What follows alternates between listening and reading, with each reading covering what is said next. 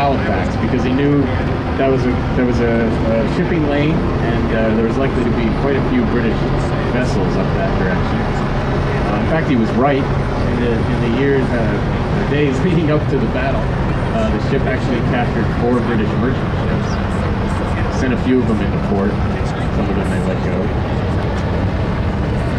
Now, the story we're going to tell here uses the actual words of participants. We've taken extracts from Constitution's logbooks. We've taken some of the letters of Isaac Hull, some of the memoirs of Seaman Moses Smith, who is on #1 gun on the gun deck during the battle, a good position to know what was going on. And also Surgeon Amos Evans, who was Constitution's surgeon during the battle. So according to the logbook, at 2 p.m. on the 19th, the crew discovered a ship to the southward and made all sail in chase.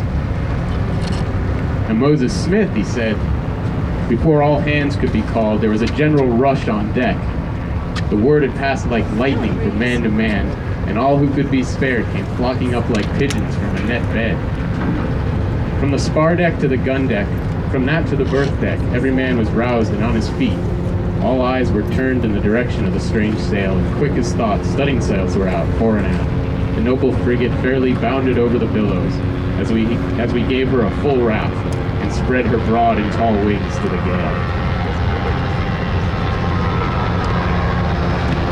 So about an hour and a half later, the crew finally got close enough to identify their prey as a frigate, but they still didn't know whether she was friend or foe.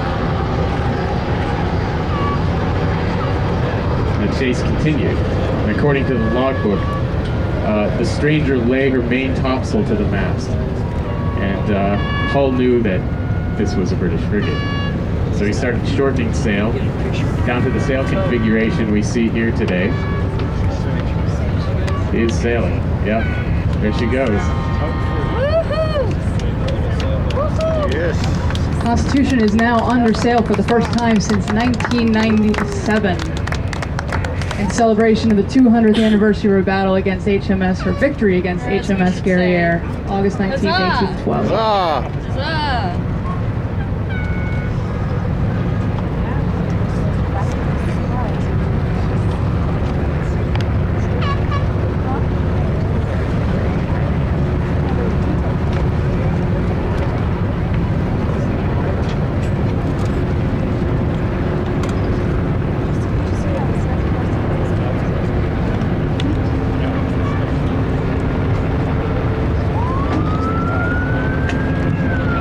Perceive the Constitution is making headway there, heading back in, and not quite enough wind to billow out the sails there, but still looking mighty fine.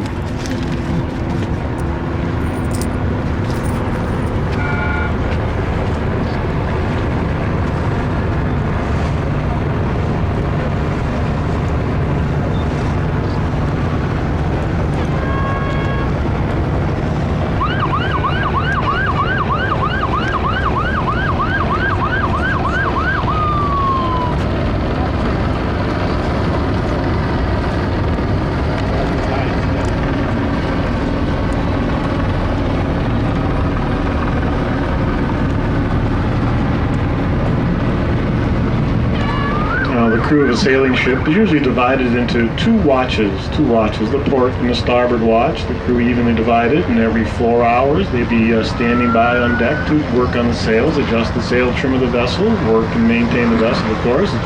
So it'd be 4 hours on and 4 hours off. And the dog watch at dinner time, they'd take 2 hours, and the other crew would eat, and then they would be on watch. Then they would take a turn at the meal times, port and starboard watches. Of course, when it was all hands on deck, both watches would turn out, and in heavy weather perhaps, or of course at battles, mark peaked quarters, general quarters at the battle stations.